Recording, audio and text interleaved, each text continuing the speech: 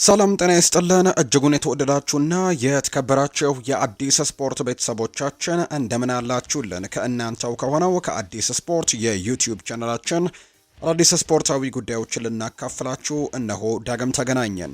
ስለምታደምጡን፣ ስለምትከታተሉን፣ ቆይታችሁን ከኛ ጋር ስለምታደርጉ እጅጉን ከልብ አድርገን ነው የምናመሰግነው። በዛሬ ፕሮግራማችን የተለያዩ ስፖርታዊ ጉዳዮችን ወደ እናንተ የምናደርስ ይሆናል። ከነዚህ መካከል ትልልቆቹን የአውሮፓ ክለቦች የተመለከቱ እጅግ በርከት ያሉ ስፖርታዊ ጉዳዮችን ወደ እናንተም የምናደርስ ይሆናል። ስለምታደምጡን፣ ስለምትከታተሉን ቆይታችሁ ከኛ ጋር ስለሆነም ከልብ አድርገን እናመሰግናለን። ትናንትና ተጠባቂ የአውሮፓ ቻምፒየንስ ሊግ ጨዋታዎች ቀጥለው ተደርገዋል። ትልልቅ ውጤቶች ተመዝግበዋል። አርሰናል ትናንትና ድል ማድረጉን ቀጥሏል።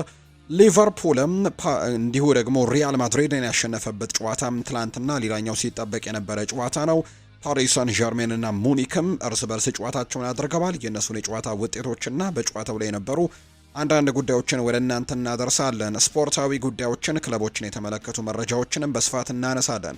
እስከ ፕሮግራማችን ፍጻሜ ድረስ አብራችሁኝ ቆዩ። ቪዲዮአችንን ላይክ፣ ቻናላችንን ሰብስክራይብ እያደረጋችሁ ቆይታችሁን ከኛ ጋር አድርጉ። ከመሸጋገሪያው በኋላ በድጋሚ ተመልሰን የምንገናኝ ይሆናል።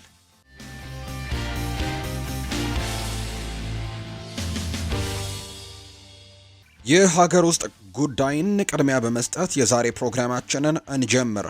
በኢትዮጵያ ፕሪሚየር ሊግ ትናንትና ጨዋታዎች ቀጥለው ተደርገዋል። በኢትዮጵያ ንግድ ባንክ የኢትዮጵያ ፕሪሚየር ሊግ ኢትዮጵያ ንግድ ባንክ ትናንትና ድሬዳዋ ከተማን 2-0 በሆነ ውጤት ማሸነፍ ችሏል።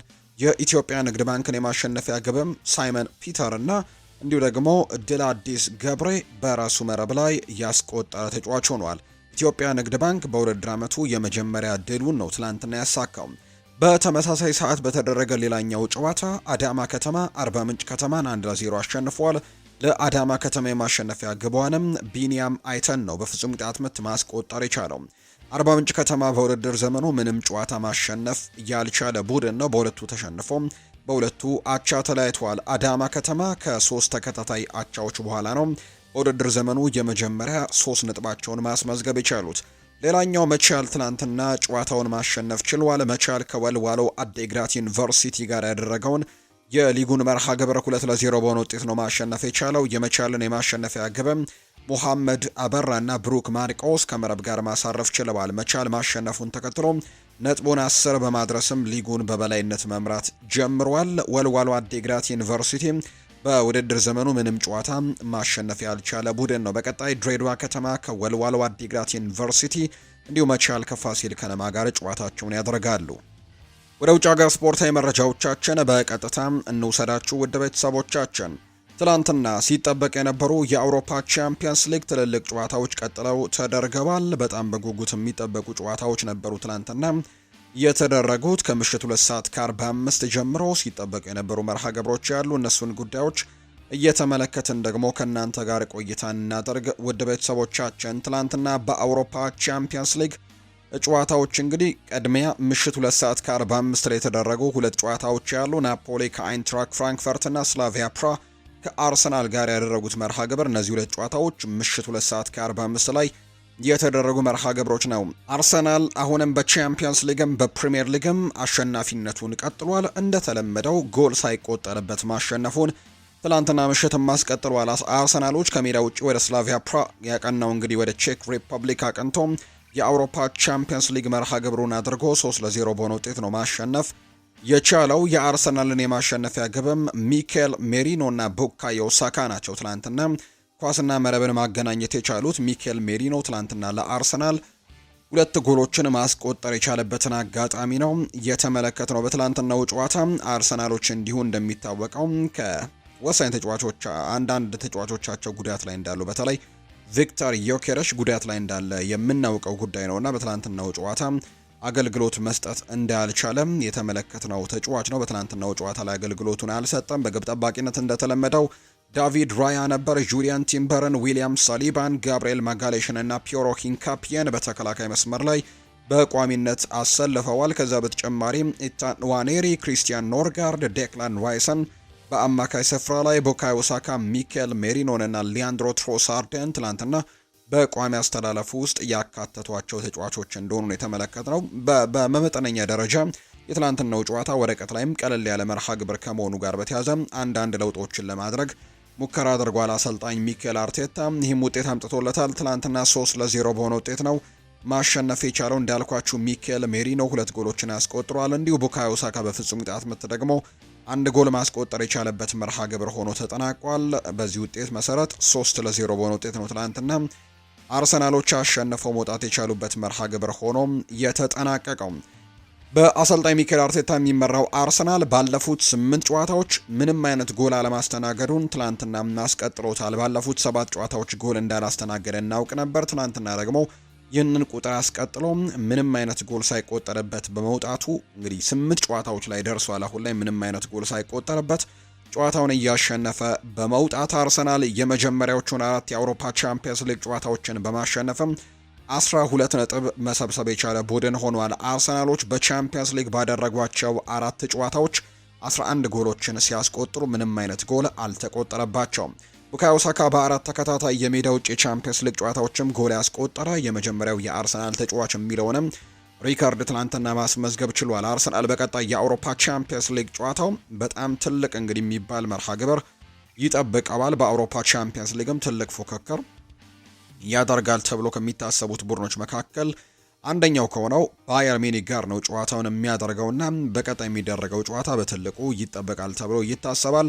እነዚህ 2 ቡድኖች አሁንም እንግዲህ ሊጉን ወይም ደግሞ የአውሮፓ ቻምፒየንስ ሊጉን እየመሩ የሚገኙ ቡድኖች ናቸው። ባየር ሚኒክም እንዲሁ አርሰናልም ሁሉንም ጨዋታዎች ያሸነፉ ብቸኞቹ 2 ቡድኖች ናቸው። ትናንትና ፓሪስ ሰን ዠርሜን መሸነፉን ተከትሎ እንዲሁ ሪያል ማድሪድም ቢሆን ትናንትና ነጥብ መጣሉን ተከትሎ በአጠቃላይ እንግዲህ ሁሉንም ጨዋታዎች ያሸነፉ ቡድኖች ነበሩ። ነገር ግን የትናንትናው ጨዋታ ላይ እነዚህ 2 ቡድኖች መሸነፋቸውን ተከትለው አሁንም እንግዲህ አርሰናል እና ባየር ሚኒክ ብቻ ቀርተዋል ሁሉንም ጨዋታዎች ያሸነፉ ብቸኞቹ ቡድኖች በመሆንና በቀጣይ ደግሞ እርስ በርስ የሚያደርጉት ጨዋታ በትልቁ በጉጉት የሚጠበቅ ጨዋታ ይሆናል ተብሎ ነው የሚታሰበው። ባየር ሚኒክ የአውሮፓ ቻምፒየንስ ሊግ ምድቡን እየመራ ይገኛል። አርሰናል ደግሞ 2ኛ ደረጃ ላይ ነው የተቀመጠው። በሌላ ጨዋታ ትናንትና በተመሳሳይ ሰዓት ከአይንትራክት ፍራንክፈርት ጋር ጨዋታውን ያደረገው ናፖሊ ምንም አይነት ጎል ማስቆጠር አልቻለም። ጨዋታውን 0-0 በሆነ ውጤት ነው ያጠናቀቀው። አንዳንድ ቁጥራዊ መረጃዎችን ከአርሰናል ጋር በተያዘ እንነጋገር እስኪ። አርሰናል ከ122 ዓመታት በኋላ ነው ትናንትና ለመጀመሪያ ጊዜ በ8 ተከታታይ ጨዋታዎች ላይ ግብ ሳይቆጠርበት የወጣው። 122 ዓመታት የነበረ ታሪክን ነው ትናንትና በድጋሚ ማስታወስ የቻሉት። አርሰናል የመጀመሪያ 4 የቻምፒየንስ ሊግ ጨዋታዎችም ግብ ሳይቆጠርበት ያሸነፈ 2ኛው የእንግሊዝ ክለብ ነው። ከዚህ በፊት እንግዲህ በምድብ ጨዋታዎች ላይ መጀመሪያ ከአትሌቲክ ቤልባኦ ጋር ተጫውቶ ምንም አይነት ጎል አልተቆጠረበትም። ከኦሎምፒያኮስ ጋርም እንዲሁ ምንም አይነት ጎል ሳይቆጠረበት ወጥቷል። በ3ኛው ዙር አትሌቲኮ ማድሪድን 4-0 ነው ያሸነፈው። ትናንትና ደግሞ እንዲሁም ስላቪያ ፕራን 3-0 አሸንፏል እና በ4ቱም የአውሮፓ ቻምፒየንስ ሊግ ጨዋታዎች ጎል ሳይቆጠርበት ነው የወጣው። ይህንን በማድረግ ደግሞ 2ኛው የእንግሊዝ ቡድን ነው። ከዚህ በፊት ይህንን ማሳካት የቻለው ሊድስ ዩናይትድ ነው በ1970 የውድድር ዓመት በአውሮፓ ቻምፒየንስ ሊግ ላይ። በዘንድሮው የውድድር ዘመን ካደረጋቸው 16 ጨዋታዎችም በ13ቱ አርሰናል ምንም አይነት ጎል አልተቆጠረበትም። ቡድኑ እስካሁን በውድድር ዘመኑ የተቆጠሩበት 3 ግቦች ብቻ ናቸው። አርሰናል በዘንድሮው የውድድር ዘመን በክፍት ጨዋታ 1 ጎል ብቻ ነው የተቆጠረበት። ኤርሊንግ ሃላንድ በጨዋታ ያስቆጠረበት ጎል ብቻ። ከዛ ውጭ ግን ከቆመ ኳስ ኒክ ቮልትማድ ያስቆጥሮበታል ከማዕዘን ምት። ከዛ በተጨማሪ ደግሞ እንዲሁ ከቆመ ኳስ ከቅጣት ምትም ዶሚኒክ ሶቦስ ላይ ጎል አስቆጥሮባቸዋል እንጂ በጨዋታው ሂደት የተቆጠረባቸው የኤርሊንግ ብራውት ሃላንድ ብቸኛ ጎል እንደሆነ መረጃዎች ያሳያሉ። ማክስ ዶመን በቻምፒየንስ ሊጉ ታሪክ በእድሜ ትንሹ ተጫዋች በመሆንም አዲስ ታሪክ መጻፍ የቻለበት አጋጣሚ ነው ትላንትና የተመዘገበው። አርሰናል በአጠቃላይ ትላንትናውን ጨዋታ ማሸነፍ የቻለበት መርሃ ግብር ሆኖ ተጠናቋል። ሌሎች በርከት ያሉ መርሃ ግብሮች ምሽት 5 ሰዓት ላይ ተደርገዋል። ከነዚህ መካከል በጣም ሲጠበቅ የነበረው በአንፊልድ ሮድ ሊቨርፑል ከሪያል ማድሪድ ጋር ያደረጉት ጨዋታ ትላንትና ሲጠበቅ የነበረ መርሃ ግብር ነው። በብዙ መልኩ ይህ ጨዋታ ይጠበቅ ነበር፣ ምክንያቱም ሪያል ማድሪድ በጣም ጥሩ የሚባል ግስጋሴ ላይ እንደነበር የምናውቀው ነው። በዚህ የውድድር ዓመት በደርቢው ጨዋታ በአትሌቲኮ ማድሪድ ከተሸነፉበት ጨዋታ ውጪ ሌሎቹን ጨዋታዎች ማሸነፍ የቻሉበት አጋጣሚ እንደነበር እናስታውሳለን። ተቀናቃኛቸውን ባርሴሎናን ጨምሮ ማለት ነውና ሊጉን በበላይነት እየመሩ ይገኛሉ። በአውሮፓ ቻምፒየንስ ሊግም እንግዲህ በጣም ተቸግረውም የነበሩባቸው ጨዋታዎች ቢሆኑም ነገር ግን አሸንፈው የወጡባቸው በርከት ያሉ መርሃ ግብሮች እንደነበሩ እናስታውሳለን እና ትናንትና ከሊቨርፑል ጋር የሚያደርጉት ጨዋታ ይጠበቅ ነበር። እንዲሁ ደግሞ ሊቨርፑል በጣም የውጤት ቀውስ ውስጥ እንደነበር እናስታውሳለን። በፕሪሚየር ሊጉ 4 ተከታታይ ሽንፈቶችን አስተናግዶ ነው ባለፈው ሳምንት ድል ማድረግ የቻሉት። በአውሮፓ ቻምፒየንስ ሊግም እንዲሁ ሽንፈት የገጠማቸው በጋላት ሳራይ እንደነበር እናስታውሳለን። ምንም እንኳን አይንትራክ ፍራንክፈርትን ከዛ በኋላ 5-1 በሆነ ውጤት ቢያሸንፉም የተወሰኑ ውጤት መጥፋቶችን ገጥሟቸው እንደነበር እናስታውሳለን እና እንደውም በተለይ አስተን ቪላን፣ ሪያል ማድሪድን እና ማንቸስተር ሲቲን በተከታታይ እንደመቅጠማቸው ስናስብ በጣም ከባድ ጨዋታዎች ሊሆንባቸው ይችላል ለአርኔ ስሎት የሚሉ ግምቶች በትልቁ እየተሰጡ ነበር። ነገር ግን ሁለቱን በስኬት አጠናቀዋል። አስተን ቪላን አሸንፈዋል በሳምንቱ መጨረሻ። ትላንትና ደግሞ ሎስ ብላንኮቹ ሪያል ማድሪዶችን ማሸነፍ ችለዋል።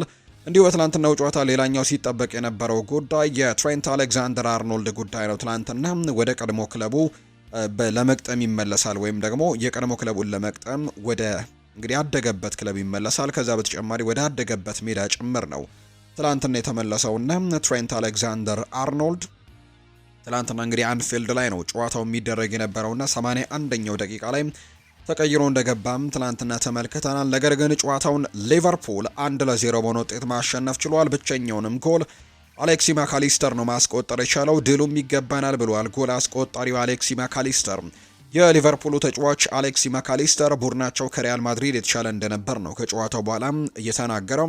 ሜዳ ላይ እኛ የተሻለን ነበርን፣ ድሉም የኛ መሆን ነበረበት፣ ይገባናል ሲልም ጭምር ነው አሌክሲ ማካሊስተር አስቴቱን የሰጠው። ስለ ቲቦ ኩርቱዋ ያነሳው ማካሊስተር ኩርቱዋ አስደናቂ ግብ ጠባቂ ነው፣ የተወሰኑ ሙከራዎችን አድኖብናል ሲልም ጭምር ነው። እንዲሁም አሌክሲ ማካሊስተር ትላንትና ሀሳቡን የሰጠው ብቸኛውን ጎል ያስቆጠረው ግን እሱ እንደሆነ ተመልክተናል። በትላንትናው ጨዋታ ላይ ሊቨርፑል 17 ሙከራዎችን በጨዋታው ላይ ማድረግ ችለዋል። በጨዋታው ላይ ካደረጓቸው 17 ሙከራዎች መካከል 9ኙ ኢላማቸውን የጠበቁ ናቸው። 8ቱ በቲቦ ኩርቱባ ሴቭ የተደረጉ ናቸውና እጅግ አስገራሚ እንግዲህ ምሽትን ትላንትና ሴቮችን ሲያደርግም እንዲሁ ተመልክተናል። በአጠቃላይ ሪያል ማድሪድ 8 ሙከራዎችን ብቻ ነው ያደረገው። ከ8ቱ ሙከራዎች 2ቱ ብቻ ናቸው ትላንትና ኢላማቸውን የጠበቁ ሙከራዎችን ማድረግ እንዲሁ የቻሉበት አጋጣሚን እየተመለከት ነው። በአጠቃላይ ትላንትና ሊቨርፑል 1-0 በሆነ ውጤት ማሸነፍ ችሏል። አሌክሲ ማካሊስተር ነው ብቸኛውን ጎል ማስቆጠር እንዲሁ የቻለው። ከጠንካራ ቡድን ጋር ጥሩ ጨዋታ ነበር፣ አስፈላጊ ድል ነበር። ነገር ግን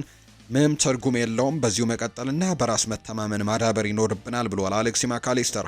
በጨዋታውም የጨዋታው ኮከብ ተብሎ የተመረጠውም እንዲሁ የው አርጀንቲናዊ ተጫዋች እንደሆነ ትላንትና ተመልክተናል። ፌዴሪኮ ቫልቬርዴም እንዲሁ ደግሞ አስቴቱን የሰጠ ተጫዋች ነው። በቆመ ኳስ ጉድ ሰርተውናል ሲል ነው ፌዴሪኮ ቫልቬርዴ የተናገረው። የሪያል ማድሪዱ ተጫዋች የሆነው ፌዴ ከጨዋታው በኋላ አንፊልድ በጣም አስቸጋሪና ውስብስብ ስቴዲየም ነው ሲልም ጭምር ነው የገለጸው። እድሎች ነበሩን፣ ነገር ግን በመጨረሻም በቆመ ኳስ ተሸንፈናል ያለው ቫልቬርዴ የቆመ ኳስ ሲገጥመን በተሻለ መከላከል አለብን ሲልም ጭምር ነው የተናገረው። ሽንፈቱ ለኛ ትልቅ ጉዳት ነው፣ ነገር ግን በማድሪድ ደርቢ እንዳደረግነው ወደፊት መጓዝ አለብን ሲልም ነው የተደመጠው። የቡድኑ ግብ ጠባቂ ቲቦ ኩርቱዋ በበኩሉ የሰራናቸው አብዛኞቹ ስህተቶች አላስፈላጊ ነበሩ፣ እውነታው ይሄ ብቻ ነው ሲልም ጭምር ነው ትላንትና ሀሳቡን የሰጠው። የሪያል ማድሪዱ አሰልጣኝ የሆነው ሻቪ አሎንዞም እንዲሁ ሀሳቡን ተናግሯል። ቡድኑን አልወቅሰውም፣ በጥሩ ሁኔታ ላይ ፉክክሮችን አድርገናል፣ ስለዚህ መወቀስ የለበትም። የሪያል ማድሪዱ አሰልጣኝ ሲናገርም ቡርኔን በጭራሽ አልወቅሰውም ሲልም ጭምር ነው የተደመጠው። ቡርኔ ለምንም ነገር አይወቀስም ያሉት አሰልጣኙ ሞክረናል፣ በጥሩ ሁኔታም ተፎካክረናል ሲልም ጭምር ነው የተደመጠው። ጨዋታው በጣም እየተቀራረበ ነበር ሲሉ ያስረዱት ሻቪ አሎንዞ በሁለተኛው አጋማሽ ላይም እንዲሁ ደግሞ የቆመ ኳስ አግኝተዋል። ሊቨርፑል ደግሞ የተዋጣለት ቡድን ነው ሲሉ ጭምር ገልጸውታል።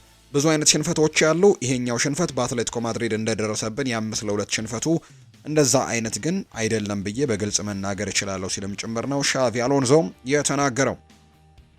የማድሪድ ጥንካሬን ጠንቅቀን አውቀን የገባ ነው ብለዋል ቨርጂል ቫን ዳይክ ነው ይህንን ሀሳብ የሰጠው። የሊቨርፑል አምበል ቨርጂል ቫን ዳይክ ቡድናቸው የሪያል ማድሪድን ጥንካሬን በደንብ ተዘጋጅቶበት እንደነበር ጭምር ነው ያብራራው። ሪያል ማድሪድ ጥራት አላቸው፣ ጥንካሬያቸውንም ጠንቅቀን እናውቅ ነበር። በሁሉም ነገር ፍጹም መሆን ነበረብን፣ በእያንዳንዷ ደቂቃ ጥሩ ተንቀሳቅሰናል ሲልም ነው ቨርጂል ቫን ዳይክ እንዲሁ ጨምሮ የተናገረው። ከትሬንት አሌክዛንደር አርኖልድ ጋር የመነጋገር እቅድ ይኖረው እንደሆነ የጠየቀው ቫን ዳይክ የለኝም ሲልም ነው ምላሹን የሰጠው። ስለ ቲቦ ኩርቱዋ ያነሳው ቫን ዳይክ እሱ ግሩም ግብ ጠባቂ ነው፣ የፓሪሱን ፍጻሜ አስታውሶኛል፣ ነገር ግን መፍትሄ ማግኘት ችለናል ሲልም ጭምር ነው እንዲሁ ሀሳቡን የሰጠው። ቨርጂል ቫን ዳይክ ነው ይህንን የተናገረው። አርኔ ስሎት ትላንትና በጨዋታው ላይ ደስተኛ እንደሆኑ በደንብ ተናግረዋል። በተለይ ወሳኝ እንግዲህ ድሎችን ነው አሁን ላይ ማስመዝገብ የቻሉት። በጣም አጣብቂኝ ውስጥ ገብተው እንደነበር እናስታውሳለን። በእርግጥ የሊቨርፑል ሰዎች ለአርኔ ስሎት እንግዲህ እድሎችን እንደሚሰጧቸውና በአርኔ ስሎትን በጣም እንደሚተማመኑ ሲገለጽ የነበረ ቢሆንም ነገር ግን ተከታታይ ውጤቶች መጥፋታቸው ደግሞ ጫናዎች እንዲበዙ ከፍ ያደርጋልና ነገር ግን አሁን ላይም ወደ ማሸነፉ መመለሳቸው ለአርኔ ስሎት እጅግ በጣም አስደናቂ ነው የሚሆነው። ባለፉት 2 ጨዋታዎች ደግሞ ያሸነፏቸው ቡድኖችን ከተመለከተን በጣም ጠንካራ ቢባሉ ናቸው። የኡናይ ኤምሪው አስተን ቪላ በፕሪሚየር ሊጉ በጣም ጥንካሬውን እያሳየ የነበረበት ሰዓት ላይ ነው ሊቨርፑል የገጠመው። ሊቨርፑል ደግሞ በጣም ደካማ ጊዜ ላይ የነበረበት እንደነበር እናስታውሳለን። ነገር ግን ሊቨርፑል ያንን ጨዋታ ማሸነፍ ችሏል። የትላንትናው ጨዋታ ደግሞ ማድሪድ በጣም ጥሩ ግስጋሴ ላይ የነበረበት ጊዜ እንደነበር እናስታውሳለን እና የትላንትናው ጨዋታን ማሸነፋቸውም እንዲሁ ለአርኔ ስሎት በጣም ድንቅ የሚባል እንዲሆን አድርጎላቸዋል። ማሸነፍ ከፈለጋቸውም ኤምባፔና ቪኒሲዮስ ላይ አተኩሩ ብዬ ነበር ብለዋል አሰልጣኝ አርኔ ስሎት ድል ካደረጉ በኋላ ሲናገሩ። የሊቨርፑል አሰልጣኝ አርኔ ስሎት ከድሉ በኋላ በጣም ደስ ብሎኛል፣ ከባድ ሳምንትን ያሳለፍነው በማለትም ጭምር ነው የተናገረው። በዚህ ዓመት አንድ ጨዋታ ከተሸነፈው ሪያል ማድሪድ ጋር አስደናቂ አቋም አሳይተናል፣ ከዚህ የበለጠም ማድረግ እንችል ነበር ሲሉ አሰልጣኝ አርኔ ስሎት ተናግረዋል። አሰልጣኙ አክሎም ለተጫዋቾቹ እንግዲህ ሪያል ማድሪድ ዘንድሮ 26 የላሊጋ ጎል ማስቆጠሩንና 24ቱን የኤምባፔና ቪኒሲዮስ ተሳትፎ እንዳለበትም ነግሬያቸው ነበር። እነዛን ተጫዋቾች መቆጣጠር ከቻለን ጨዋታውን ለማሸነፍም ጥሩ እድል እንደሚኖረን ቀደም ብዬ ገልጬላቸው ነበር ብለዋል። ስለዚህ ጨዋታውን ማሸነፍ ከፈለጋችሁ ኤምባፔና ቪኒሲዮስ ጎል እንዳያስቆጥሩ ብቻ ያደርጉ ነበር ያልኳቸው፣ ያ ነገርም ሰርቶልናል ሲልም ጭምር ነው አርነ ስሎት ሀሳቡን እየሰጠ የሚገኘው። በአጠቃላይ ወሳኝ የሚባል ድል ነው አስመዝግቦ በጨዋታው ላይ መውጣት እንደቻለም የተመለከት ነው። እንግዲህ የሪያል ማድሪድ እና የሊቨርፑልን ጨዋታ እዚህ ጋር ገታ እናደርግና ሌሎች በርከት ያሉ መርሃ ግብሮች ትላንትና ተደርገዋል። እነሱን ጨዋታዎች ደግሞ እንመልከት። ትላንትና በፓርክ ደስ ፕሪንሰስ በጣም የሚጠበቅ አንድ ጨዋታ ነበር።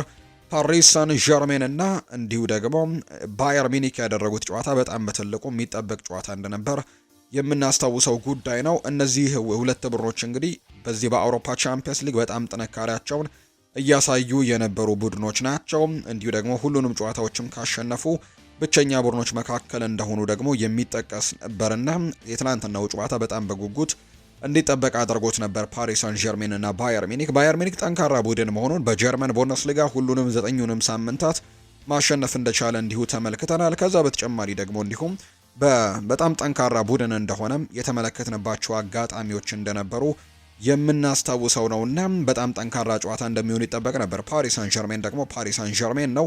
በሊጉ ምንም እንኳን አንዳንድ ድክመቶች እየታየበት የነበረ ቢሆንም በአውሮፓ ቻምፒየንስ ሊግን ባርሴሎናን ጭምር በጥሩ ሁኔታ አሸንፎ እንደወጣ የምናስታውሰው ጉዳይ ነውና የትላንትናው ጨዋታ እንዲጠበቅ አድርጎታል። ይህንን ጨዋታ ባየር ሚኒክ ወደ ፓርክ ደስ ፕሪንስስ ፍራንስ ድረስ አምርቶ ጨዋታውን 2-1 በሆነ ውጤት አሸንፎ ነው መምጣት እየቻለው። በትላንትናው ጨዋታ ላይ የባየር ሚኒኩ ተጫዋች ሉዊስ ዲያዝ በጨዋታው ላይ ድራማ ሰርቶ ነው በመጀመሪያው 45 የጨዋታ ክፍለ ጊዜ ያጠናቀቀው። አራተኛው ደቂቃ ላይ ጎል አስቆጠረ ከሚኬል ኦሊሴ የተሻገረለትን ኳስ። ከዛ በድጋሚ 32ኛው ደቂቃ ላይ የባየር ሚኒክን መሪነት ወደ 2-0 ከፍ አድርጎት የመጀመሪያው 45 የጨዋታ ክፍለ ጊዜ ሳይጠናቀቅ በቀይ ካርድ ከሜዳ እንዲሁ ተሰናብተዋል። 2 ጎሎችን አስቆጥሮ አንድ ቀይ ካርድ ተመልክቶ ነው የመጀመሪያው 45 የጨዋታ ክፍለ ጊዜውን እንዲሁ ያጠናቀቀው። በአጠቃላይ ትናንትናውን ጨዋታንም በዛ መልኩ ነው ያጠናቀቀው። 2 ጎሎችን ያስቆጥሯል። ነገር ግን በመጀመሪያው 45 የመጨረሻዎቹ ሽርፍራፊ ሰከንዶች ላይ በቀይ ካርድ ከሜዳ ሲወጣም እንዲሁ ተመልክተነዋልና የትናንትናው ጨዋታ ለሉዊስ ዲያዝ አስገራሚ ነበር። በአጠቃላይ ደግሞ ሁለተኛው 45 የጨዋታ ክፍለ ጊዜን በጎዶሎ ተጫዋች ለመጫወት የተገደዱት ባየር ሚኒኮች በአጠቃላይ ግን ጨዋታውን 2-1 አሸንፈዋል። ዣኦ ኔቬስ 74ኛው ደቂቃ ላይ ለፓሪስ ሳን ዠርሜን ጎል ማስቆጠር ቢችልም ነገር ግን በጨዋታው ነጥብ ማግኘት ያልቻሉበት መርሃ ግብር ሆኖ ተጠናቋል። በባየር ሚኒክ 2-1 አሸናፊነት ተጠናቋል። ባየር ሚኒክ የአውሮፓ ቻምፒየንስ ሊግ መሪነቱንም አሁንም በትልቁ በአንደኝነት አስቀጥሏል። አርሰናል ሁለተኛ ደረጃ ላይ የተቀመጠበት ውጤትም እንዲሆን አድርጎታል። በግብ ክፍያ ብቻ ነው የተበላለጡት። በንጹህ ጎሎች እንግዲህ ሁለቱም ተመሳሳይ የጎል መጠን ያላቸው 11 ንጹህ ጎል አላቸው። ነገር ግን አርሰናል 11 አስቆጥሮ ምንም ሳይቆጠርበት ነው 11 ጎል ያለው። በአንጻሩ ባየር ሚኒክ በርከት ያሉ ግቦችን በማስቆጠር በአንደኝነት እንዲቀመጥ ተደርጓል። 14 ጎሎችን አስቆጥሮ ነው 3 ደግሞ ጎሎች ተቆጥረውበት በ11 ንጹህ ጎል አንደኛ ደረጃ ላይ እንዲቀመጥ የሆነው። ሌላኛው አትሌቲኮ ማድሪድ እና ኡኒየን በርሊን ያደረጉት መርሃ ግብር ነው። አትሌቲኮ ማድሪድ የትናንትናውን ጨዋታ ወደ ድል የተመለሰበት ሆኗል። ምክንያቱም ባለፈው በሶስተኛው ዙር የአውሮፓ ቻምፒየንስ ሊግ ጨዋታ በአርሰናል 4-0 በሆነ ውጤት ተሸንፈው እንደነበር እናስታውሳለን። ትናንትና ግን ወደ ድል መመለስ የቻሉበት ጨዋታ ሆኗል። በኤርዋንዳ ሜትሮፖሊታኖ አሬና የተደረገውን የአትሌቲኮ ማድሪድና የኡኒየን እንግዲህ ጨዋታን ማለት ነው። ይህንን ጨዋታ ኡኒየን ሴንት ግሎይሴን ነው ትናንትና አትሌቲኮ ማድሪዶች የገጠሙት። ሁሊያን አልቫሬዝ፣ ኮነር ጋላገርና ሊዮሬንቴ ባስቆጠራቸው ግቦች ትናንትና 3-1 በሆነ ውጤት ማሸነፍ ችለዋል። የጣሊያኑ ክለብ ዩቬንቱስ በሜዳው ቱሪን ከስፖርቲንግ ሊዝበን ከፖርቱጋሉ ክለብ ጋር ጨዋታውን አድርገው 1-1 በሆነ ውጤት አጠናቋል። ዱሻን ቭላሆቪች ነው ለዩቬንቱስ ብቸኛውን ጎል ያስቆጠረው። ቶተንሃም ሆትስፐርስ ስቴዲየም ላይ ቶተንሃም ሆትስፐርስ ከኤፍሲ ኮፐንሃቨን ጋር ጨዋታውን ያደርጋል። ትላንትና ጨዋታውን ቶተንሃም 4-0 በሆነ ውጤት ነው ማሸነፍ የቻለው። በሳምንቱ መጨረሻ ከማንቸስተር ዩናይትድ ጋር ጠንከር ያለ ጨዋታ እንደሚጠብቀው ይታወቃል። ትላንትና ግን የዴንማርኩን ክለብ በሜዳው አስተናግደው 4-0 በሆነ ውጤት ማሸነፍ ችሏል። ብሬነን ጆንሰን፣ ኦዳበርት ቫንደቬን እና ዣፓሊኒያ ናቸው ትላንትና ለቶትንሃም ግቦቹን ማስቆጠር የቻሉት። ሌላኛው ኦሎምፒያኮስ እና ፒኤስቪ አይንድሆቨን ትላንትና ጨዋታቸውን አድርገው ኦሎምፒያኮስ እና ፒኤስቪ አይንድሆቨን ግሪክ ላይ የተደረገ ጨዋታ ነው። ጨዋታው 1-1 የተጠናቀቀው። ሌላኛው ሞናኮ ቦዶ ግሊምትን ወደ ሜዳው ሄዶ ባሎገን ባስቆጠረው ብቸኛ ጎል 1-0 በሆነ ውጤት ትላንትና ማሸነፍ የቻለበት መርሃ ግብር ትላንትና የተደረጉ ጨዋታዎች እንደሆኑ ነው የተመለከትነውና በጉጉት ሲጠበቁ የነበሩ የትላንትና የአውሮፓ ቻምፒየንስ ሊግ ጨዋታዎች እነዚህን ነው የሚመስሉት። ዛሬም በአውሮፓ ቻምፒየንስ ሊግ እጅግ በጣም ተጠባቂ ጨዋታዎች ቀጥለው ይደረጋሉ። እንደተለመደው ምሽት 2:45 ጀምሮ የሚደረጉ ጨዋታዎች አሉ። ምሽት 5 ሰዓት ላይም እንዲሁ ተጠባቂ መርሃ ግብሮች ይደረጋሉ ተብሎ ነው የሚታሰበው። ምሽት 2:45 ላይ ሁለት ጨዋታዎች ናቸው የሚደረጉት። ፓፎስ እና ቪያሪያል የሚያደርጉት ጨዋታም ዛሬ የሚጠበቅ ሌላኛው ጨዋታ ነው። ከዛ በተጨማሪ ምሽት 2:45 ላይ ቃራባግና እንዲሁ ቼልሲ የሚያደርጉት መርሃ ግብር ዛሬ የሚጠበቁ ጨዋታዎች ናቸው። እነዚህ ሁለት ጨዋታዎች ናቸው ዛሬ ምሽት 2:45 ሲል የሚደረጉት።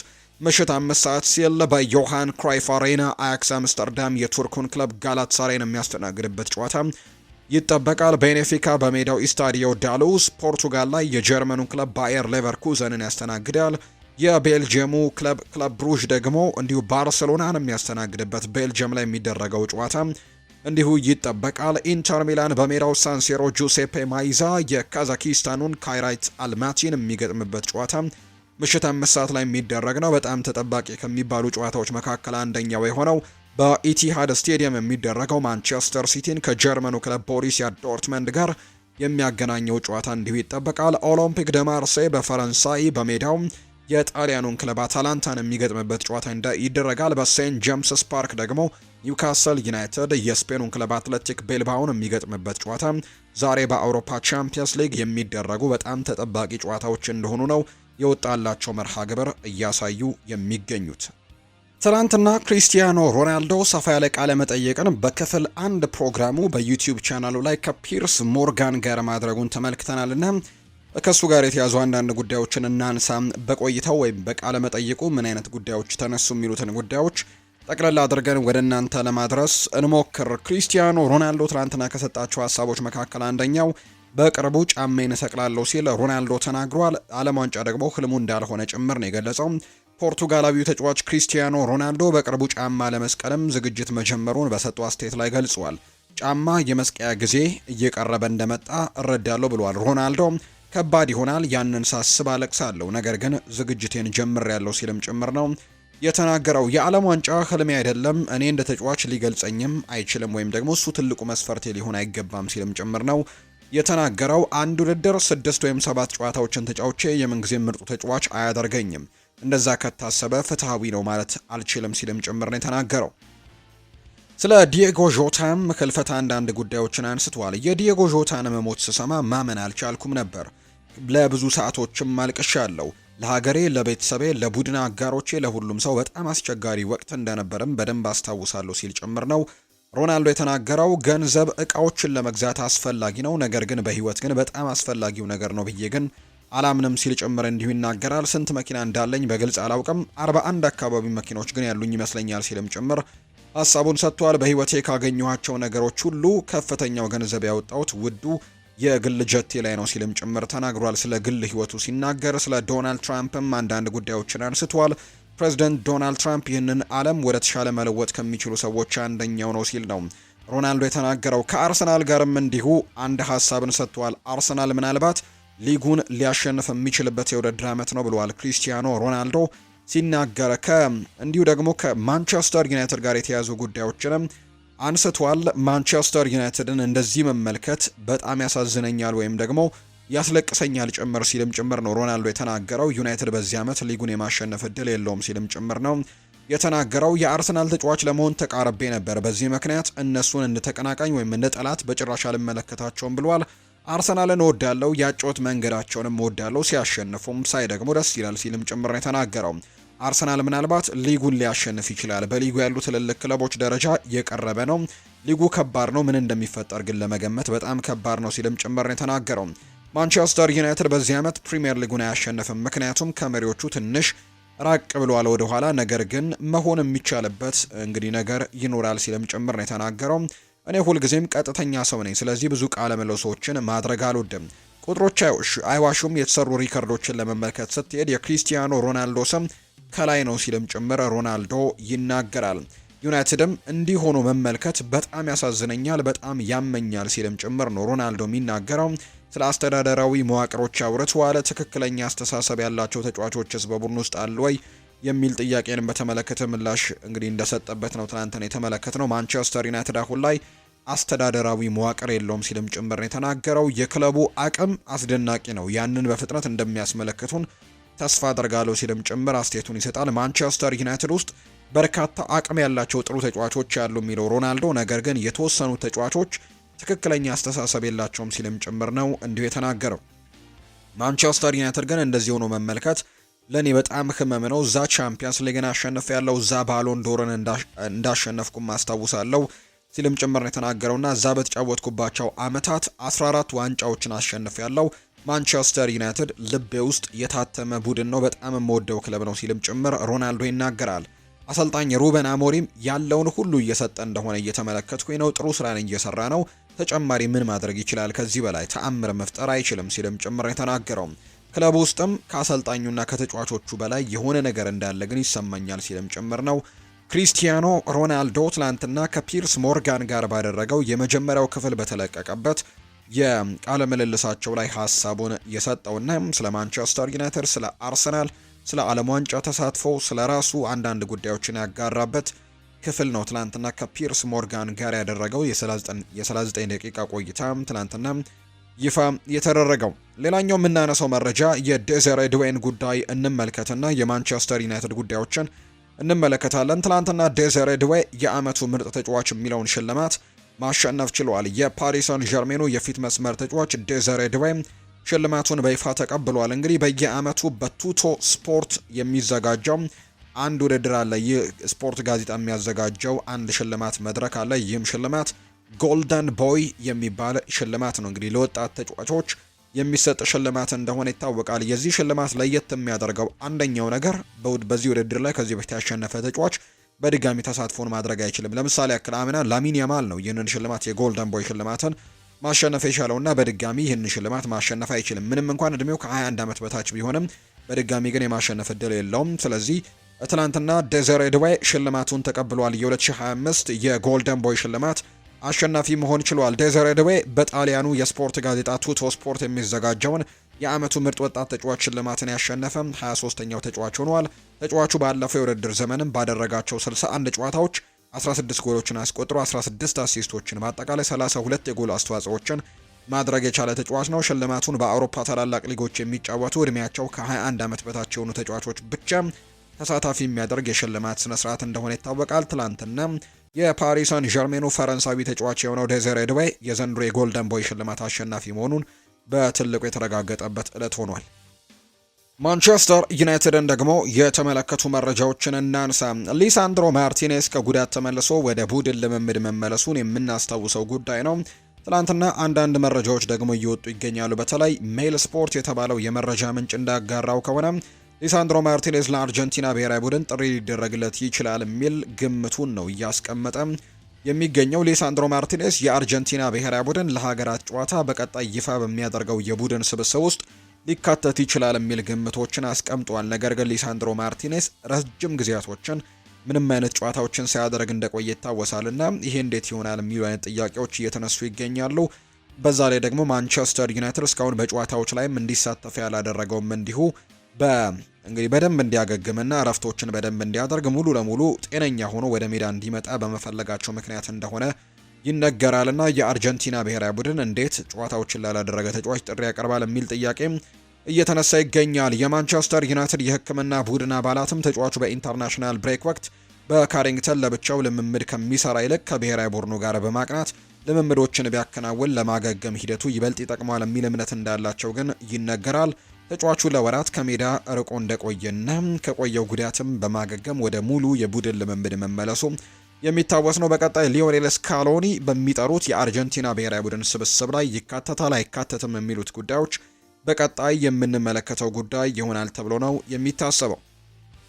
ፖርቱጋላዊው አሰልጣኝ ሩበን አሞሪም በሺያ ላሲ የእድገት ሂደት ላይ ትልቅ ሚና እየተጫወተ እንደሚገኝ እየተገለጸ ነው። በተለይ ማንቸስተር ዩናይትድ ታዳጊ ተጫዋቾች ላይ በትልቁ ትኩረቶችን እያደረገ እንደሚገኝና አሰልጣኝ ሩበን አሞሪም በዚህ ጉዳይ ላይም በጣም ምስጋና እየተሰጣቸው እንደሚገኝ ጭምር ነው ዘገባዎች የሚያሳዩት። ምክንያቱም ወጣት ተጫዋቾችን በማጎልበት ረገድ ጥሩ ስራዎችን ከሚሰሩ አሰልጣኞች መካከል አንደኛው ተብሎ ስሙ እየተነሳ ይገኛል። ከነዚህ መካከል አንደኛው ሺያ ላሲ እንደሆነ መረጃዎች ያሳያሉ።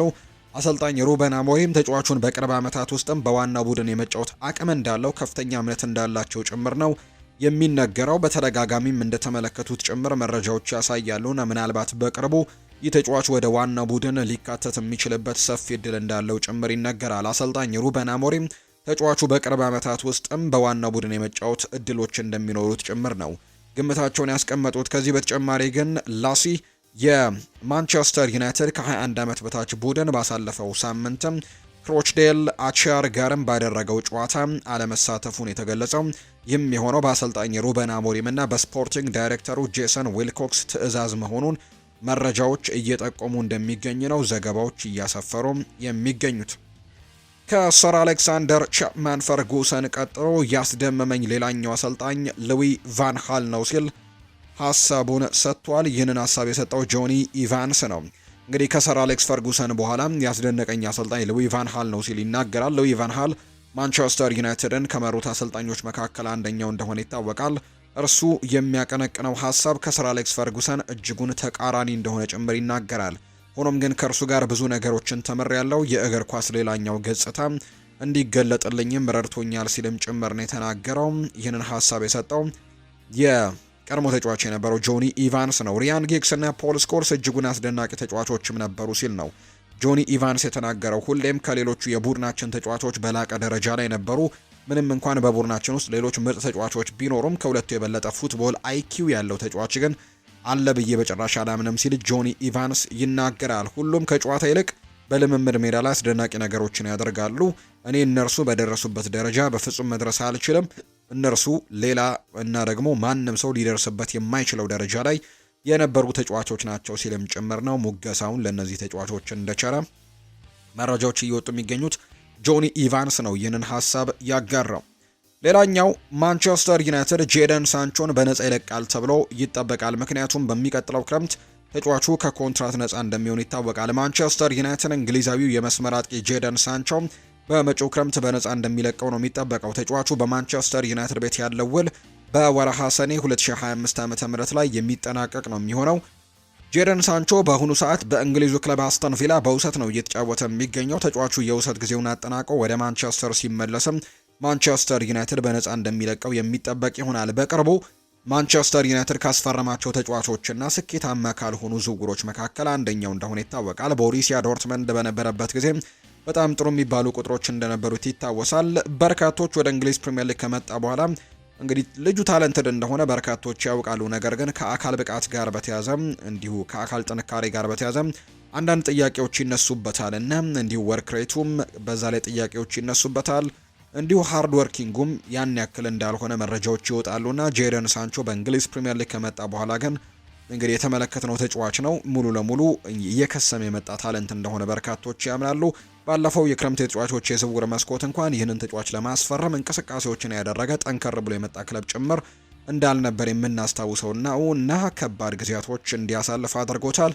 አሁን ላይ ማንቸስተር ዩናይትድ በከፍተኛ ገንዘቦች ይህንን ተጫዋች ማምጣት ቢችልም አሁን ላይ ግን በነፃ ለመልቀቅ የሚገደዱበት ሰዓት እንደሆነ መረጃዎች ያሳያሉ። በሚቀጥለው ክረምት ከኮንትራት ነፃ ይሆናልና ጄደን ሳንቾ ማንቸስተር ዩናይትድን በነፃ የሚለቅበት የዝውውር መስኮት በቀጣይ ይሆናል ተብሎ ይጠበቃል።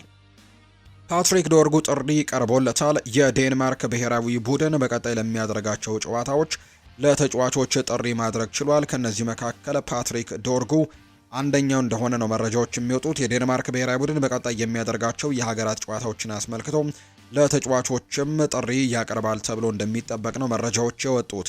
በዚህ መሰረትም የማንቸስተር ዩናይትድ የግራ መስመር ተመላላሽ ተጫዋች የሆነው ፓትሪክ ዶርጉ ብሔራዊ ቡድኑ ጥሪ ከተደረገላቸው ተጫዋቾች ውስጥ አንደኛው ነው። ከዶርጉ በተጨማሪ ግን በውሰት ውል ለሴሪኤው ናፖሊ እየተጫወተ የሚገኘው ራስመስ ሆይሉንድም ጥሪ ከቀረበላቸው ተጫዋቾች መካከል አንደኛው ነው።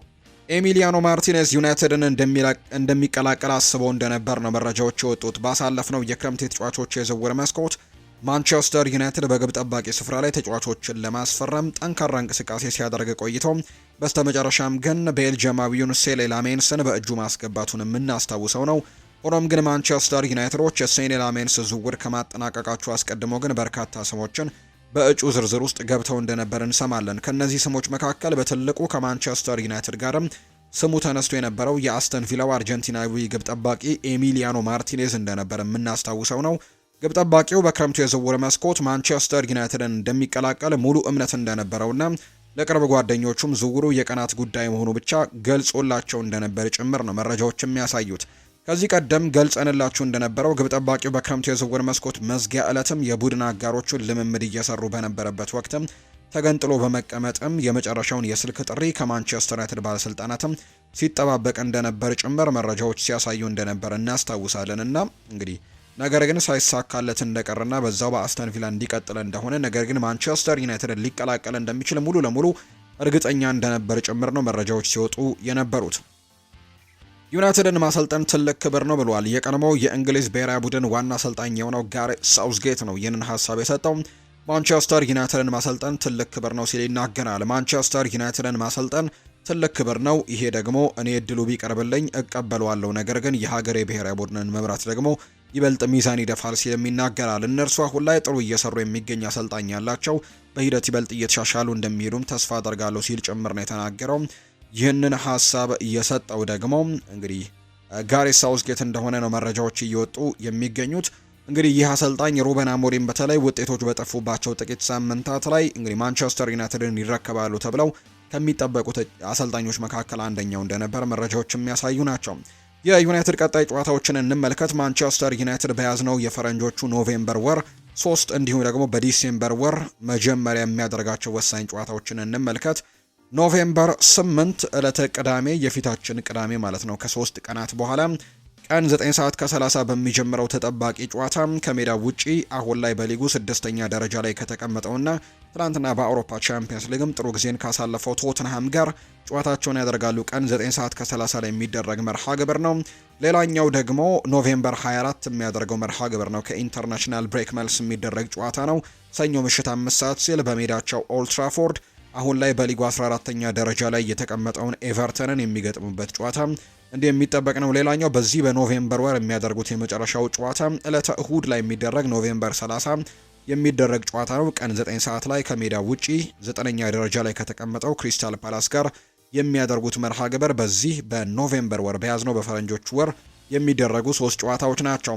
ዲሴምበር ላይ ደግሞ እንዲሁ ጨዋታዎች ያደርጋሉ። ዲሴምበር 4 ሐሙስ ምሽት 5 ሰዓት ሲል በሜዳቸው ኦልድ ትራፎርድ ላይ በሊጉ 18ኛ ደረጃ ላይ የተቀመጠውን ዌስትሃም ዩናይትድን ይገጥማሉ። ከዛ በተጨማሪ ዲሴምበር 8 ሰኞ ምሽት 5 ሰዓት ላይ ከሜዳ ውጪ አሁን ላይ በሊጉ መጨረሻ ደረጃ ላይ የተቀመጠው ወልቭስን የሚገጥሙበት ጨዋታ ተከታታይ የሚደረጉ ጨዋታዎች እንደሆኑ የሚያሳዩ መረጃዎች ናቸው። በትልቁ እየወጡ የሚገኙት ከማንቸስተር ዩናይትድ ጋር በተያያዘ የወጡ መረጃዎች ናቸው። በበርካቶች ዘንድ በሚያጋጥመው ተደጋጋሚ ጉዳት ትችት የሚደርስበት እንግሊዛዊው የግራ መስመር ተመላላሽ ሉክ ሻው አሁን ላይ በወጥነት ቡድኑን እያገለገለ እንደሚገኝ ነው መረጃዎች የወጡ። ተጫዋቹ በዚህ የውድድር ዓመት በበርካታ ጨዋታዎች ላይም በቋሚነት በመሰለፍ የማንቸስተር ዩናይትድ የኋላ መስመርን በአስደናቂ ብቃት እየመራ ነው።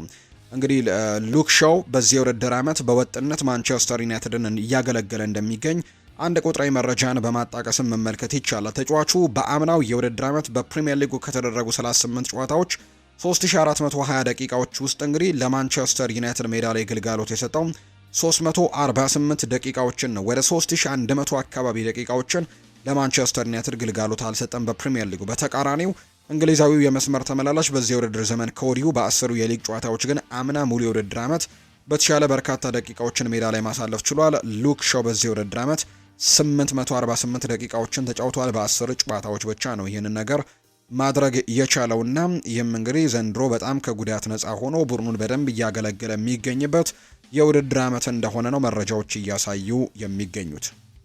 የቸልሲን ጉዳዮች ደግሞ እንመልከት ውድ ቤተሰቦቻችን። ከቸልሲ ጋር በተያያዘ ዛሬ ጨዋታቸውን እንደሚያደርጉ ይጠበቃልና ዛሬ ከቃራባግ ጋር ነው ጨዋታቸውን የሚያደርጉት። አሰልጣኝ ኤንዞ ማሬስካም ከዚህ ጨዋታ ቀደም ብለው በርከት ያሉ ፕሬስ ኮንፈረንሶችን አድርገዋል። ጥሩ ቡድን ናቸው ሲሉ ነው የገለጹት። ቤኔፊካንና ኮፐንሃቨንን አሸንፈዋል። ቤልባውን እየመሩ ቢሆንም በመጨረሻም ተሸንፈዋል። በተለያዩ ምክንያቶች አስቸጋሪ ጨዋታ እንደሚሆን እርግጠኛ ነኝ ሲሉ ጭምር የተናገሩት። ፊሊፕ ጆርገንሰን ሊጀምር ይችላል። ሁለቱም ግብ ጠባቂዎቻችን ዝግጁ ሆነው ያስፈልጉናል። ሌሎች ተጫዋቾችን በምናሳትፍበት መንገድ ላይም ደግሞ ሮበርት ሳንቼዝንም ልናሳፍረው ይገባል ሲሉ ጭምር ነው የተናገሩት። ስለ ሮሚዮ ላቪያም ተናግረዋል። ለኖቲንግሃም ፎረስቱ ጨዋታ 45 ደቂቃዎችን እንዲጫወት እቅድ አውጥተንለት ነበር። አያክስ ላይ 1 ሰዓት ወይም 70 ደቂቃዎችን ያክል ተጫውቷል። ከቶተናም ጋር ጥሩ ተጫውቷል። በሮሚዮ በጣም ደስተኞች ነን።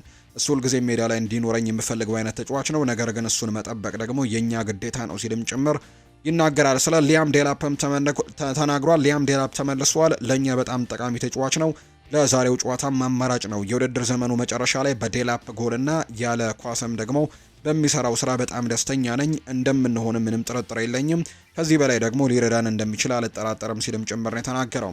ኤንዞ ማሬስካ ሪስ ጄምስ 1 ሳምንት ውስጥ ለ3 ጨዋታዎችም ዝግጁ ስለመሆኑ ተጠይቆ ነበር። ሪስ ጄምስ ጥሩ እየሰራ ነው፣ 100%ም ጤነኛ ነው። በእያንዳንዷ ጨዋታ ያሳየው ባህሪ ደግሞ ምርጥ ነው። ባይጫወት እንኳን በመልበሻ ክፍል ውስጥ ከቡድን ጓደኞቹ ጋር ያለው አኗኗርም ምርጥ ነው። ሪስ ጄምስን በምንጠቀምበት መንገድም በመስመር ወደ ላይና ወደ ታች በተደጋጋሚ እንዲንቀሳቀስ እናደርገዋለን። የቀኝ የተከላካይ መስመር ተጫዋቾቻችን በተለየ መንገድ እንጠቀማቸዋለን። ሪስ ጄምስ ግን በአንድ ሳምንቱ 3 ጨዋታዎችን ለመጫወት ዝግጁ ነው ሲልም ጭምር የተናገረው። ሌላኛው ስለ ዳሪዮ ኢሶጉ የሰጠው ሀሳብ ነው። አሁንም ለተወሰነ ጊዜ ከሜዳ ውጪ ነው፣ ምናልባትም መጠበቅ ይኖርብናል። ነገር ግን ታህሳስ ወይም ጥር ላይ ግን ይመለሳል። በተጨማሪም ኤንዞ ማሬስካ ከፔድሮ ኔቶ ውጪ ሁሉንም የቡድን አባላት ይዘው እንደሚሄዱ ጭምር ነው የተናገሩት። በፕሪሚየር ሊጉ እዚህ ቸልሲ በመሆኔ በጣም ደስተኛ ነኝ ያለው ደግሞ አንድሬ ሳንቶስ ነው። ፕሪሚየር ሊግ መጫወት በጣም ከባድ ነው። በዓለም ላይ ከባዱ ሊግ ፕሪሚየር ሊግ ነው። ተመልሼ ለመምጣትና ከሊጉ ጋር በመላመዴም ደስተኛ ሆኛለሁ ሲልም ጭምር ነው አንድሬ ሳንቶስ የተናገረው። እርግጠኛ ነኝ በኖቲንግሃም ፎረስት በውሰት በነበርኩባቸው ጊዜያትም 18 ወይም 19 ዓመቴ ነበር። በጣም ትንሽ ነበርኩኝ። አሁን ላይ ግን በሊጉ ለመጫወትም የበለጠ ዝግጁ እንደሆንኩኝ ይሰማኛል ሲልም ጭምር ነው የተናገረው። ከሞይስ ካይሴዶ ጋር በመጫወቴ በጣም ደስተኛ ነኝ። እሱ የማይታመን ተጫዋች ነው። እዚህ ከደረስኩኝ ጊዜ ጀምሮ ሁልጊዜም ጠንክሬ እንድላመድም እና ደግሞ እንድሻሻልም ይረዳኝ ነበር። አሁን ላይ ሞይስ ካይሴዶ ሲሻሻል በማየቴ በጣም ደስተኛ ነኝ። እሱ እጅግ በጣም አስደናቂ ሰው ነው። ከሱ ጋርም በመላመድና ለሱ ደግሞ በመጫወቴ በጣም ደስተኛ ሆኛለሁ ሲልም ጭምር ነው የተናገረው። አንድሬስ ሳንቶስ ለመጫወት ስለሚወደው ቦታም እንዲሁ ተጠይቆ ይህ ከባድ ጥያቄ ነው፣ ምክንያቱም እኔ 6 ቁጥር ሆኜ እጫወት ነበር። ነገር ግን እዚህ ፕሪሚየር ሊግ ውስጥ ትንሽ የተለየ ነው። 6 ወይም 8 ቁጥር ሆኜ መጫወት እችላለሁ። ዋናው ነገር ቸልሲ አሰልጣኙንና የቡድን አጋሮቹን መርዳት ነው። አሰልጣኙ 6 ቁጥር ሆኜ እንድጫወት ቢረዳኝም የቻልኩትን ሁሉ አደርጋለሁ። እናም 8 ቁጥር ሆኜ እንድጫወት ቢነግረኝም የቻልኩትን ሁሉ አደርጋለሁ ሲልም ጭምር ነው የተናገረው። ክላውድ ማኬሌሌ ስለ ሞይስ ካይሴዶና ዴክላን ራይስ አንዳንድ ሀሳቦቹን አጋርተዋል። በእውነቱ የሚነጻጸሩ አይደሉም። እናም በእርግጠኝነት እርስ በርስ መጫወት እንደሚችሉ አምናለሁ። ሆኖም ግን እኔ በግሌም የሞይስ ካይሴዶ ያጫወት ዘይቤንም እመርጣለሁ። በእኔ አስተያየት ካይሴዶ ከዴክላን ራይስም የተሻለ ነው ሲልም ጭምር ነው ክላውድ ማኬሌሌ ሀሳቡን የተናገረው። ማንቸስተር ሲቲን የተመለከቱ መረጃዎችን እናንሳ። ሜሲና ሮናልዶ ደረጃ ላይ እየቀረበ የለም ብሏል ኤርሊንግ ሃላንድ። የማንቸስተር ሲቲ ዋጥቂ ኤርሊንግ ሃላንድ ከሜሲና ከሮናልዶ ጋር ለንጽጽር የሚበቃ ደረጃ ላይ አለመድረሱን የተናገረው ከሁለቱ ተጫዋቾች ጋር መነጻጸር እንደሌለበት የገለጸው ሃላንድ እነሱ ረጅም ርቀት ላይ ናቸው፣ ወደ እነርሱ የቀረበ አንድም ሰው የለም ሲል ይናገራል። እኔ ኖርዌያዊ ሰው ነኝ። ጎል ስለማስቆጠር ብቻ ራሴን የተለየ ሰው አድርጌ አልመለከትም። እኔ ሃላንድ ብቻ ነኝ። ይሄ ደግሞ መቼም አይቀየርም ሲል ነው ኤርሊንግ ብራውት ሃላንድ የተናገረው። ሰዎች ሮቦት ነው እያሉ ይጠሩኛል ያለው ሃላንድም በመጨረሻው ጨዋታ የደስታ አገላለጼም ለዚህ ነው፣ ቀጣዩን ደግሞ አብረን እናያለን በማለትም ጭምር ነው የተናገረው። ፔፕ ጓርዲዮላ ስለ ሃላንድ የካፕቴንነት ሚናም እንዲሁ ተጠይቆ ምላሹን ሰጥቷል። በእርግጥ ትሁትና ለቡድኑ ምን እንደሚያስብም የሚያስብ ልጅ ነው። በዓለም ደረጃ ላይ ደግሞ ተጫዋችን ማግኘት ከባድ ነው። ጎሎችን ማስቆጠር እንደሚፈልግ ጠንቅቅ ያውቃለሁ። ነገር ግን ለኛም የሚበጀው ነገር ትኩረት ሰጥቶታል ሲልም ጭምር ይናገራል። ስለ ሮቦት ሴሌብሬሽኑም ተጠይቆ ነበር። ሃላንድ ለምን እንዳደረኩት ሁሉም ሰው ያውቃል። ከፈለክ በሁሉም ሶሻል ሚዲያ ፖስት ስር በተሰጡት ኮሜንቶች ማወቅ ትችላለህ ሲልም ጭምር ነው የተናገረው። ኤርሊንግ ሃላንድ በእግር ኳስ ተጫዋችነት እየተሻሻልክ እንደሆነ ታውቃለህ ወይ ተብሎም ተጠይቆ ነበር። አዎ በእርግጠኝነት ጥሩ እድገት እያሳየሁ ነው። እናም በጥሩ ቦታ ላይ ነኝ። ጥሩ እንክብካቤም እየተደረገልኝ ነው ሲል ጭምር ይናገራል። ስለ ሪከርዶችም ተጠይቆ ነበር። እኔ ስለ ሪከርዶች አላስብም። የማስበው ከቡድኔ ጋር ጨዋታዎችን ማሸነፍ ነው። እውነታው ይሄ ብቻ ነው ሲልም ጭምር ይናገራል። ቡድኑን ለመርዳት የሚያስፈልገው ሁሉ ጊዜም አደርጋለሁ ሲል ጭምር ነው ሃላንድ የተናገረው። ፔፕ ጓርዲዮላ ይቀጥልና ጀርመንና በፈረንሳይ ቻምፒየንስ ሊግ የሚጫወቱ ቡድኖች ዕለተ አርብ ተጫውተው ከዛ ደግሞ ለማረፍም ይሞክራሉ። እዚህ ግን ፍጹም የተለየ ነው ሲል ጭምር ይናገራል። በጀርመን ቡንደስሊጋና በፍሬንች ሊግ ዋን የሚሳተፉ ክለቦች ጨዋታቸው በተለይ ቻምፒየንስ ሊግ ሲኖርባቸው ጨዋታቸውን የሚያደርጉት ዕለተ አርብ ላይ እንደሆነ ይታወቃልና ከዚህ ጋር የተያዘ ሀሳቡን ነው ለመስጠት የሞከረው። ወደ ሲቲ ቤት ከመጣው ጀምሮ 18 ጊዜ ብቻ ነው ኦፍ የገባሁት፣ ያ ደግሞ ብዙ መጥፎ አይደለም ሲልም ጭምር ይናገራል። ኤርሊንግ ሃላንድ ስለ አለን ሺረር የፕሪሚየር ሊግ ክብረ ወሰንም ተጠይቆ ነበር። ይህም ማስበው የመጨረሻው ነገር ነው። እኔ ቡድኔ ጨዋታዎችን እንዲያሸንፍ ለመርዳት እሞክራለሁ። የኔ ስራ ይህ ነው። ዋና ትኩረቴም ይሄ ብቻ ነው ብሏል። ጎሎችን ስለማስቆጠር ብቻም ሌላ ነገር ነኝ ብዬ ማሰብ አልፈልግም። እኔ አንድ ኖርዌያዊ ተጫዋች ብቻ ነኝ ሲልም ጭምር ነው እንዲሁ የተናገረው። ስለ ሮያን ሸርኪም ጥያቄ ቀርቦለት ነበር። ሁላችንም እንደምናየው በአንዳንድ አስደናቂ ባህሪያቶች ያሉት ይህ ልዩ ችሎታ አለው። ይህንን ለማስረዳት አስቸጋሪ ነው። ልክ እንደ ኬቨን ደብሮይነ ተመሳሳይ አይነት ባህሪያቶች ያሉት በሜዳ ላይ ከየትኛውም ቦታ ላይ ሆኖ ሰው ማለፍም ይችላል ሲልም ነው የተናገረው። እሱ ልዩ ተሰጥኦ ያለው ተጫዋች ነው። እናም የበለጠ ደግሞ እንዲዳብር ልንረዳው ይገባል። ምክንያቱም በጣም ጥሩ ሊሆን የሚችል አይነት ተጫዋች እንደሆነ ጠንቀቅ ያውቃለሁ ሲልም ጭምር ነው የተናገረው። ኤርሊንግ ብራውት ሃላንድ ነው ስለ ሮያን ሸርኪ በመጨረሻም ሀሳቡን የሰጠው። የተወደዳችሁና የተከበራችሁ ቤተሰቦቻችን ለዛሬ ያዝንላችሁ አዳዲስ ስፖርታዊ ጉዳዮቻችን እነዚህ ነው የሚመስሉት። ስላደመጣችሁን፣ ስለተከታተላችሁን፣ ቆይታችሁን ከኛ ጋር ስላደረጋችሁ እጅጉን ከልብ አድርገን እናመሰግናለን። ቪዲዮአችንን ላይክ፣ ቻናላችንን ሰብስክራይብ እያደረጋችሁ ቆይታችሁን ከኛ ጋር ያደረጋችሁ በሙሉ ላቅ ያለ ምስጋናችንን ለእናንተ ማቅረብ እንወዳለን።